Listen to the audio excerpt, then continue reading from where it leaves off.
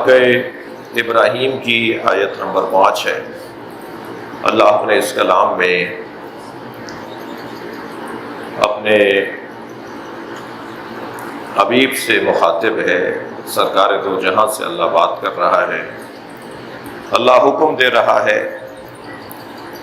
کہ اے میرے حبیب ان کے سامنے اللہ کے ایام کو بیان کرو، ذکرہم بایام اللہ، اللہ کے ایام اپنی امت کو بتاؤ کہ اللہ کے ایام کون ہیں۔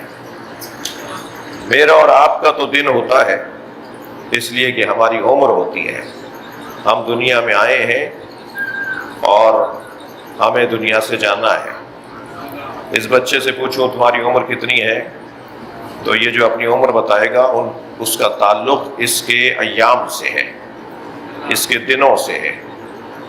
یہ کتنے ہزار یا کتنے 100 دنوں کا ہے، دن ایک مکمل ہوگا تو اس کے مجموعے کو ہفتہ کہا جائے گا، ہفتے جمع ہوں گے تو پھر مہینہ بنے گا، مہینے جمع ہوں گے تو سال بنیں گے۔ تو دن جس کا ایک آغاز بھی ہے اور جس کا ایک اختتام بھی ہے، جو شروع بھی ہوتا ہے جو ختم بھی ہوتا ہے، جس میں صبح بھی ہے، جس میں شام بھی ہے، جس میں ظہر بھی ہے، جس میں حالات ہیں، جس میں کیفیات ہیں، جس میں لمحات ہیں، جس میں ساعات ہیں، جس میں بدلتے ہوئے اوقات ہیں، جن میں بدلتے ہوئے جذبات ہیں، جن میں بدلتے ہوئے احساسات ہیں۔ آج صبح کیسی ہوئی، آج دوپہر بہت بری گزری، آج کی شام بہت اچھی ہے۔ الفاظ وہاں بولے جاتے ہیں کہ جہاں انسان کا تعلق یا کسی کا تعلق دن کے ساتھ ہو، مگر یہ ساری چیزیں تو ہمارے لیے ہیں، جو ازلی ہو جو ابدی ہو۔ صلوات پڑھ لیں محمد۔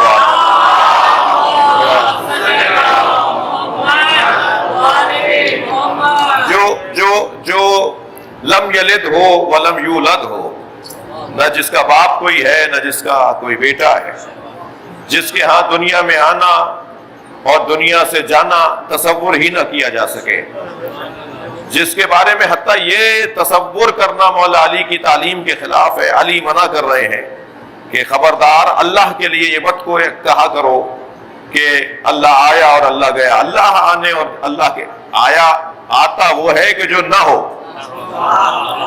جاتا وہ ہے کہ جو وہاں نہ ہو۔ حتیٰ ماہ مبارک رمضان حکم ہے علی مولا کو، اپنے چاہنے والوں کو علی مولا کا حکم ہے کہ ماہ مبارک رمضان بولا کرو، شہر رمضان بولا کرو، ماہ رمضان کا مہینہ بولا کرو، تم صرف رمضان نہ کہا کرو، اس لیے کہ رمضان اللہ کے ناموں میں سے ایک نام ہے۔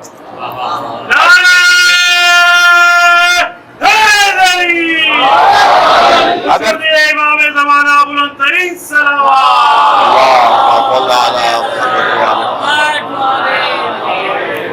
اگرچہ اگر کوئی شعبان کے بعد آنے والے مہینے کو صرف رمضان کہہ رہا ہو کہ آج رمضان کی فلاں تاریخ ہے، تو قرینے سے اور ماحول سے اور گفتگو کے طریقے سے اندازہ ہو جاتا ہے کہ یہ مہینے کی بات ہو رہی ہے، اللہ کی بات نہیں ہو رہی۔ لیکن اتنا بھی توحید سے خارج ہوتا ہوا اہل بیت ہمیں نہیں دیکھنا چاہتے، عقیدہ توحید سے اتنی اس لمحے کے لیے بھی ہمیں خارج ہوتا ہوا نہیں دیکھنا چاہتے۔ لہذا فرمایا خبردار صرف رمضان نہ کہنا، اس لیے کہ رمضان کے ساتھ تم کہتے ہو کہ رمضان آیا اور رمضان چلا گیا، لیکن جس اللہ کا یہ نام ہے اس کے ہاں آنا اور جانا نہیں پایا جاتا۔ لہذا جب بھی مہینے کے بارے میں، یعنی شعبان کے بعد آنے والے مہینے کے بارے میں بات کرو تو شہر رمضان یا ماہ رمضان ہم اگر اردو میں کہیں، یا رمضان کا مہینہ، یہ کہہ کر کہا کرو کیونکہ یہ اللہ کا نام ہے۔ تو جس کے ہاں اس حد تک قوانین ہو، قواعد ہو، جس کے ہاں ہمیں یہ منع کیا گیا ہو خبردار یہ مت کہنا کہ اللہ وہاں ہے اور یہاں نہیں ہے، اور اللہ عرش پر ہے اور اللہ فرش پر نہیں ہے، اور اللہ مکے میں ہے اور اللہ کراچی میں نہیں ہے، یہ والی گفتگو اللہ کے بارے میں نہیں ہوگی۔ جب اس حد تک ہمیں توحیدی اللہ دیکھنا چاہتا ہے، اس حد تک ہمیں اللہ والا دیکھنا چاہتا ہے، تو پھر یہ کیا آیت ہے کہ ذکرہم بایام اللہ؟ صلوات پڑھے ذرا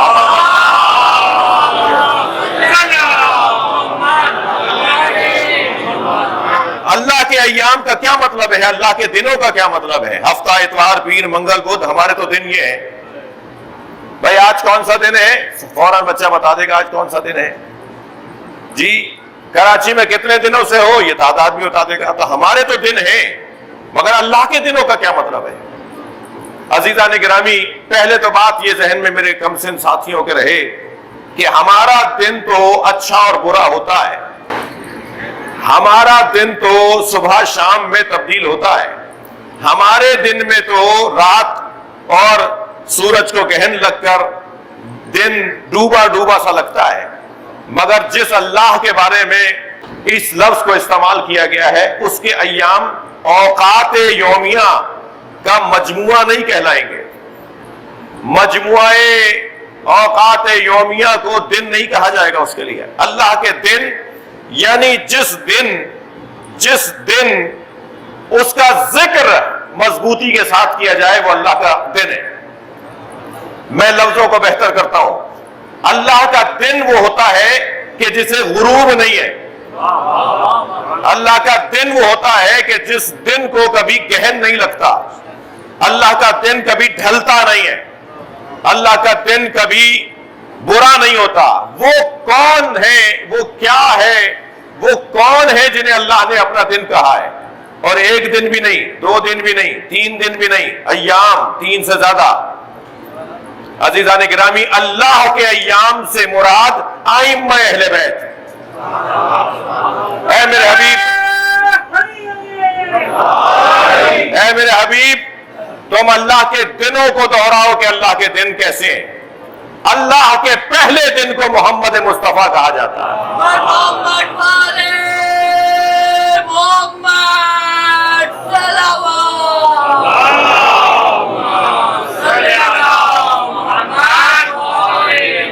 اللہ کا دوسرا دن مولا علی کا نام ہے.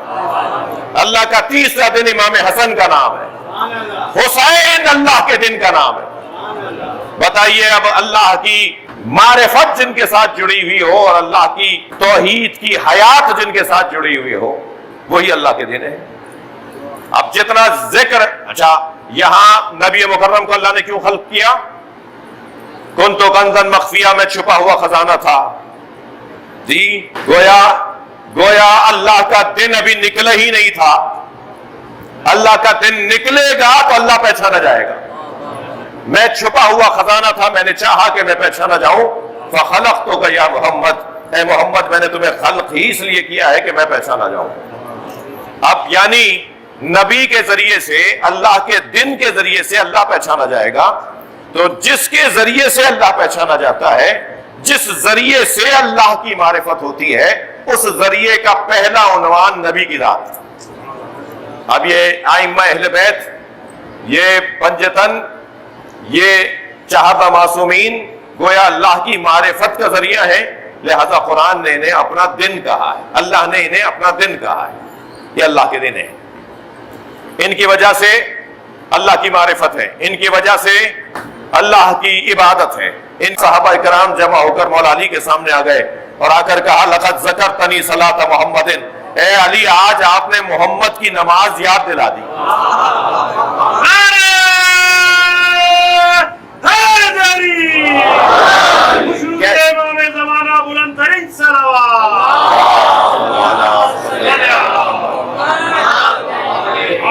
صلو کما رأیتمونی اصلی، نماز ایسے پڑھو جیسے مجھے پڑھتے ہوئے دیکھ رہے ہو. کیسے پڑھی سرکار نے نماز؟ سجدے میں سر ہے، پشت پر حسین ہے. ایسے پڑھی ہے نماز.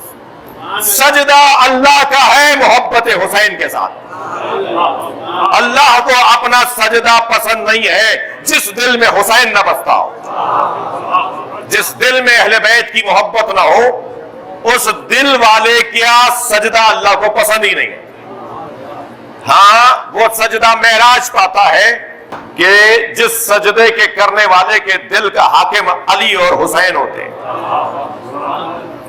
ہم میں سے سب نے ابھی نماز پڑھی ہے، سبھی نے نماز پڑھی ہے، سب کی نماز مختلف تھی.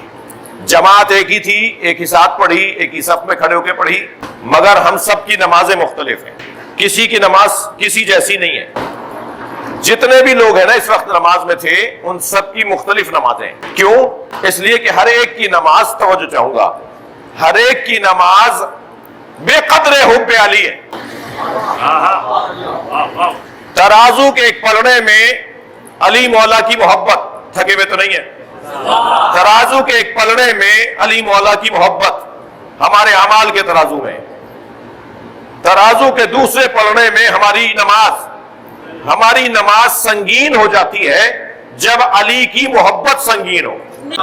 بات تھوڑی سی اور آگے بڑھے، جس دل میں مولا حسین کی محبت ہے اس صاحب دل کا سجدہ قیمتی ہے، اور جس کے دل میں اچھا محبت بھی مختلف ہے، یہ سب ایک جیسے چاہنے والے نہیں ہیں، سب ایک جیسے چاہنے والے نہیں ہیں، ہر چاہنے والے کا شکریہ کچھ کیا ہے ابھی آپ نے اندر، ہاں دیکھیں کہنے کا فائدہ ہوا نا، کچھ ہوا ہے فائدہ۔ ایک اور صلوات پڑھے گا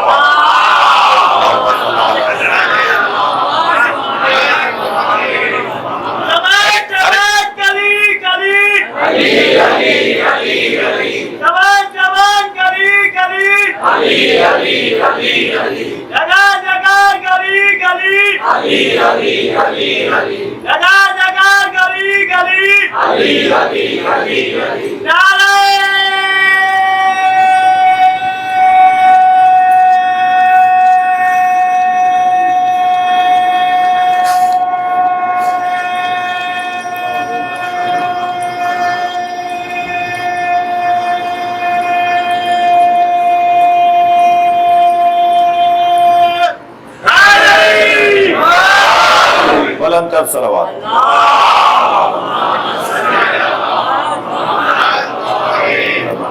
آنکھیں بند کر کے نعرہ لگا رہے ہیں کہ ہم اشارہ بھی نہیں کر سکتے کہ بھائی مختصر تو ذرا خیال کیجئے، پہلے ہی آپ کو پتا ہے اس مجلس کا وقت ذرا محدود ہوتا ہے، اور صحیح ہے، اس لیے اس محدود وقت میں مجھے اپنی بات پوری کرنی ہے۔ بات روشن ہے کہ پروردگار عالم ہمیں عبادت گزار دیکھنا چاہتا ہے حب حسین کے ساتھ، وہ اپنا سجدہ چاہتا ہے مگر اہل بیت کی محبت کے ساتھ، جس کے دل میں امام حسین کی محبت نہ ہو، اس کا سجدہ مختصر بھی ہو تو قابل قبول نہیں ہے۔ یہاں حسین کی وجہ سے نبی کا سجدہ طول پکڑ جاتا ہے، نبی کی عبادت میں اضافہ ہوتا ہے حسین مولا کی محبت کی وجہ سے۔ وہ حسین ابن علی جس نے ہمیں اللہ سے جوڑا ہے، اللہ کے وجود پر سب سے بڑا عنوان استدلال، اللہ کے وجود پر سب سے بڑی دلیل، اللہ کا سب سے بڑا دن، توجہ، جو دن ختم ہونے والا نہیں ہے، جو دن کبھی غروب ہونے والا نہیں ہے، جو دن کبھی ڈھلنے والا نہیں ہے، اللہ کا سب سے بڑا دن حسین ہے۔ لہذا علامہ نقن صاحب فرماتے ہیں کہ اللہ کے وجود پہ دلیلیں تو انگنت ہیں، اللہ ہے اس پر دلیلیں تو انگنت ہیں، مگر سب سے بڑی دلیل عصر عاشور امام حسین کا اطمینان قلب امام حسین، اللہ ہے پر دلیل ہے، اللہ کا وجود ہے اس پر دلیل ہے۔ امام حسین کا اطمینان ہم سب کو مطمئن بنانے کا ذریعہ ہے۔ مجھے نہیں پتا کہ کون کہاں، لیکن الحمدللہ میری تھوڑی بہت ریسرچ ہے کہ حسین مولا کا ذکر کرنے والے خودکشی نہیں کرتے۔ جس کے پاس امام حسین کا ذکر ہو وہ کہیں جا کر لٹکتا نہیں ہے، وہ کہیں جا کے چھلانگ نہیں لگاتا، وہ عزا خانے میں آ جاتا ہے، وہ علم کو پکڑ کے صلوات پڑھ لیتا محمد،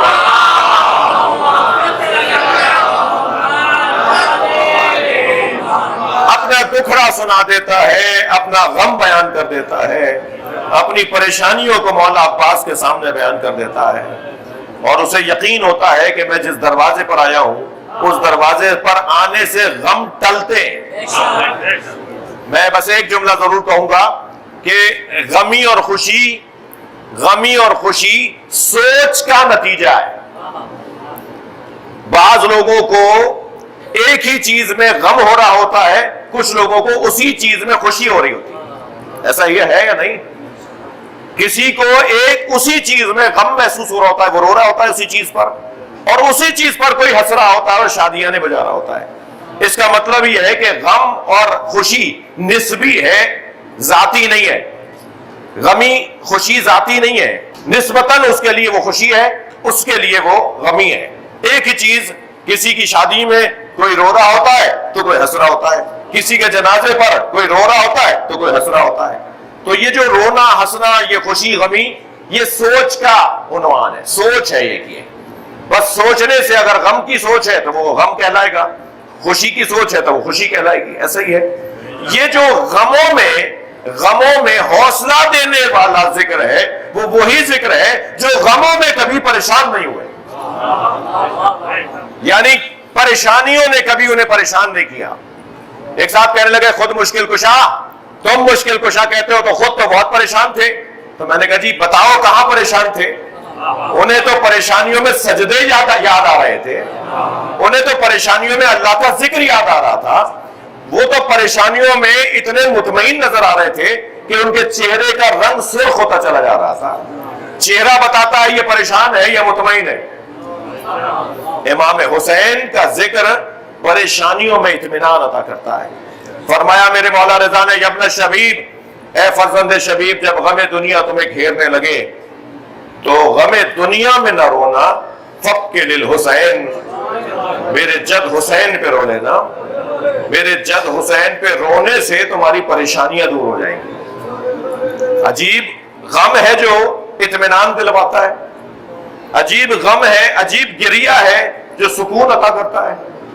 ہمارے ہاں کبھی کبھی اصطلاحاً روا راوی میں کہہ دیتے ہیں مصائب بہت اچھے پڑے، تو مصائب تو اچھے نہیں ہوتے، اس سے مراد ہرگز اس کی یہ نہیں ہوتی کہ وہ مصائب پر خوش ہوا ہے، بلکہ یہ مصائب سن کر ہم روئے بہت اور ہمارے وجود کو سکون مل گیا، ہمارے وجود کو ایک ٹھہراؤ آ گیا، ہمارا جو اضطراب تھا وہ اطمینان میں بدل گیا۔ اس لیے لوگ روا روی میں کہہ دیتے ہیں کہ مصائب بڑے اچھے پڑھے ہیں۔ یہ مصائب اچھے پڑھے کے مراد وہ اس پہ خوش نہیں ہوا ہے، وہ رویا زیادہ ہے، اس لیے اسے اچھا لگا ہے۔ وہ چاہتا تھا کہ میں جتنا روؤں گا اتنی میری پریشانیاں دور ہوں گی۔ اب وہ جو حسین جو قتیل العبرات ہیں، جو حسین آنسوؤں کا مارا ہے، میرے مولا حسین کا لقب ایک یہ ہے کہ جس کا نام سن کے لوگ روئیں گے، جس کا نام سن کے آنکھوں میں آنسو آئیں گے، اسے کہتے ہیں قتیل العبرات۔ سب سے زیادہ جس پر آنسو بہے، سب سے زیادہ جس پر آنسو بہیں گے، سب سے زیادہ جس پہ رویا جائے گا، یہ امام حسین کا وجود ہے۔